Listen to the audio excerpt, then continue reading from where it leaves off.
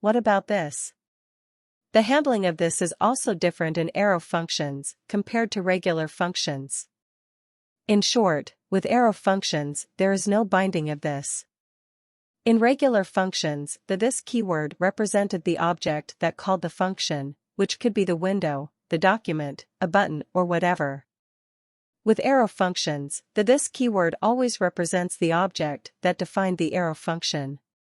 Please subscribe my YouTube channel and press bell icon for further notifications.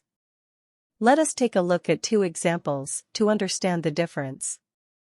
Both examples call a method twice, first when the page loads, and once again when the user clicks a button.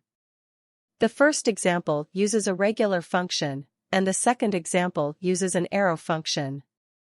The result shows that the first example returns two different objects, window and button, and the second example returns the header object twice. Example. With a regular function, this represents the object that called the function. Code. Example. With an arrow function, this represents the header object, no matter who called the function. Code.